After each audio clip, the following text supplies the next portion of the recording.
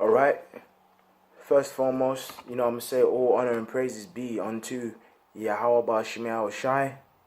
Double honors unto the apostles of GMS and Shalom to all the sincere Akim out there teaching out there on the highways and byways the truth and sincerity. It's the brother Shakar from the GMS London camp. And the point quickly I want to speak on is, the actual simple plain fact is intercontinental ballistic missiles are clearly spoken of in the scriptures, man.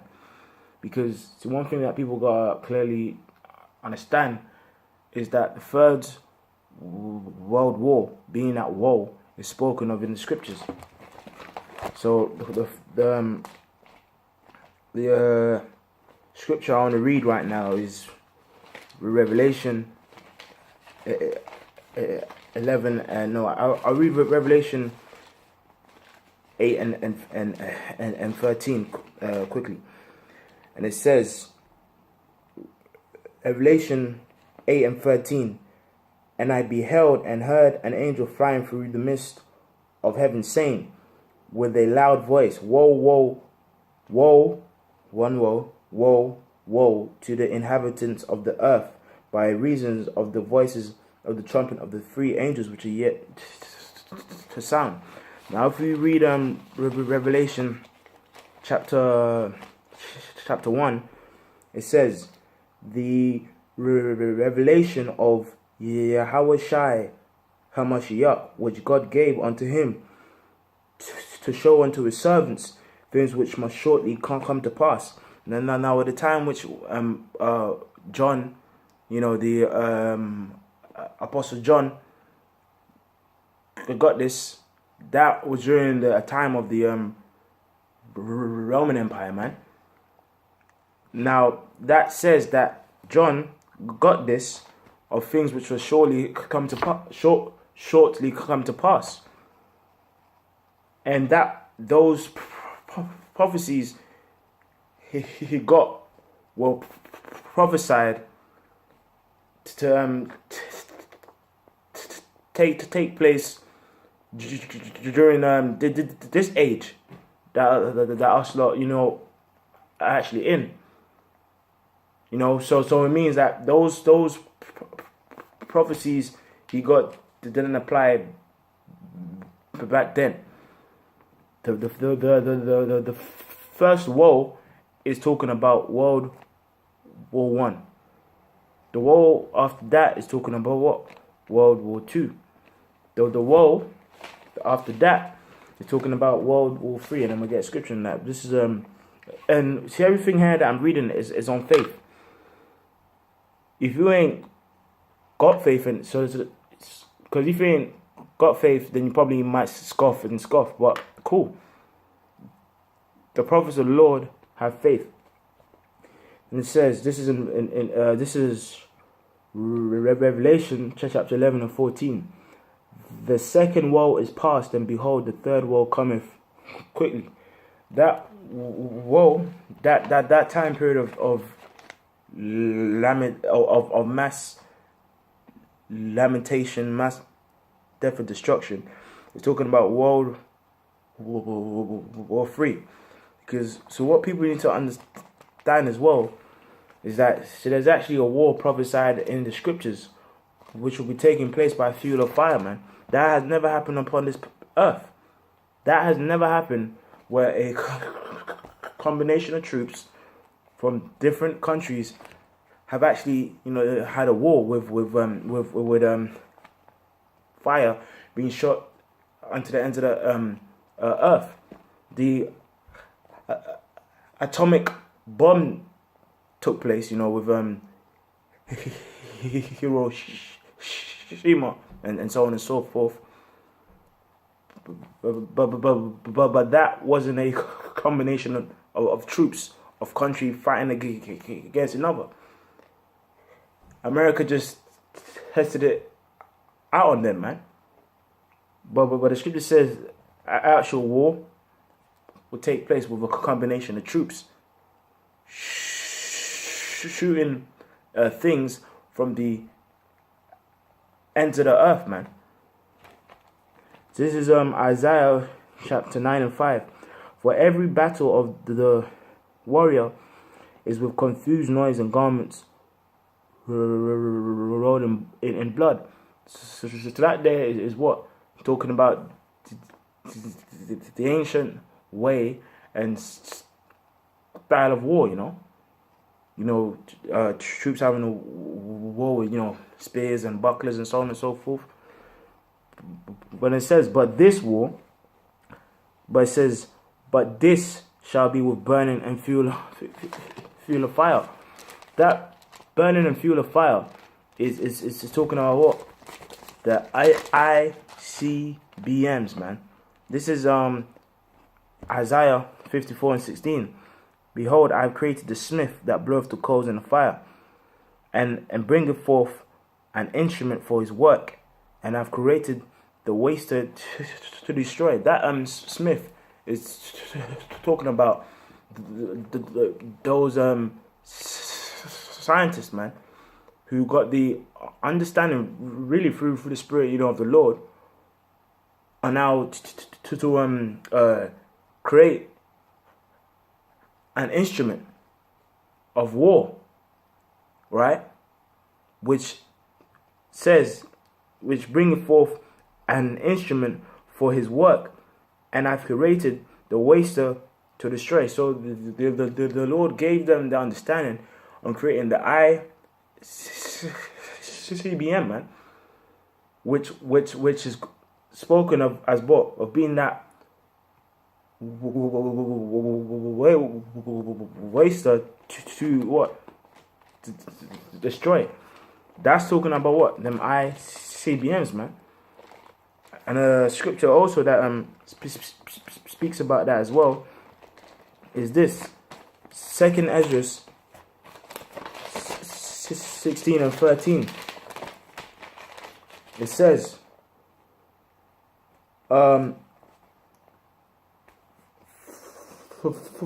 for strong is his right hand that bendeth the bow.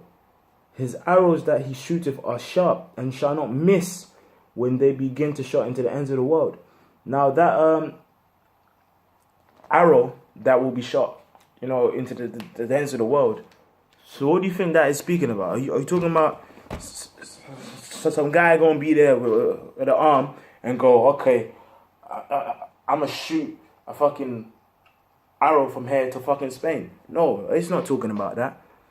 What technology upon this earth can be shot from one end of the earth onto another? The ICBMs, man. But the thing is, men back then didn't have the understanding of what a nuclear, ballistic, intercontinental, ballistic missile is.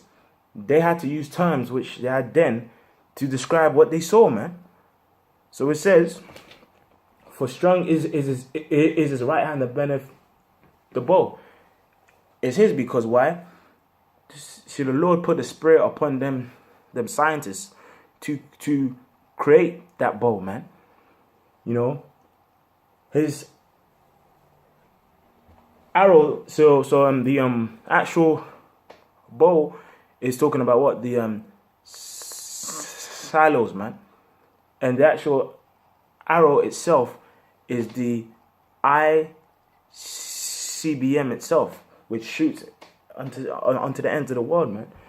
And it says, his arrows that he shooteth are sharp, and shall not miss when they begin to shot into the ends of the world, man. Because every target, that has got, it will hit there and reach there, man.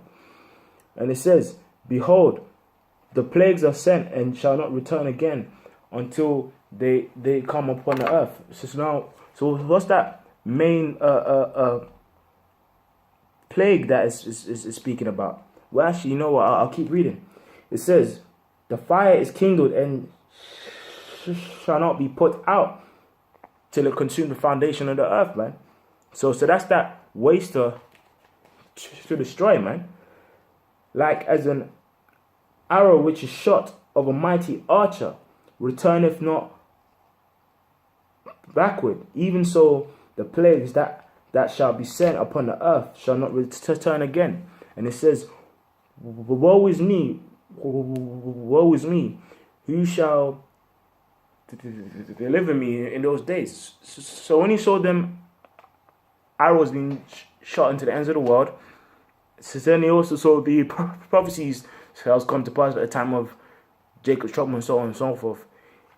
He said, woe is me, woe is me. So by actually seeing those being shot into the ends of the earth, that was identified as a woe, as a time period of destruction, man, a time period of death.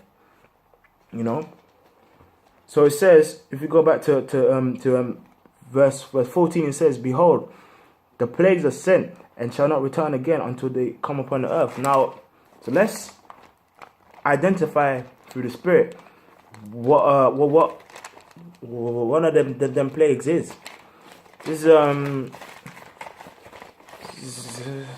Zechariah 14:12, and this shall be the plague wherewith that the Lord will smite all people that have fought against Jerusalem.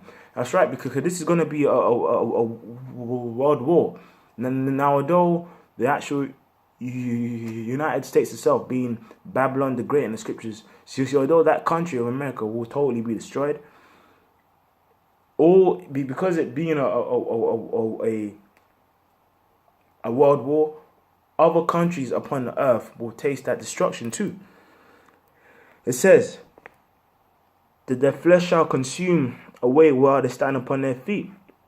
Now, if you watched Independence Day, man, you obviously see that scene when that girl, man, you know, was in a gate, and her flesh was consumed by that heat and fire, man. You know, that their flesh shall consume away, they stand upon their feet, and their eyes shall consume away in their holes, and the tongue shall consume away in their mouth. Whoa. You know what? So let me go into the word consume, right? Let me quickly go into the word consume, yeah, in that scripture. Let me see what it means, man, because the Spirit is saying I should. Let me go into the blue letter itself. You know, just to see what it says about that word in Zechariah 14. Because everything is in the Spirit, is down to faith, you know. And the scripture says if you ain't got faith, then you can't serve the Lord. That's why it's important in the faith to basically to pray for more faith, because that's how we're gonna be saved. Okay. It says to decay, to pine away, to consume, to dissolve. Oh, blood clot, yo. I mean, it says to melt. If you go into it in Hebrew, it is makwak,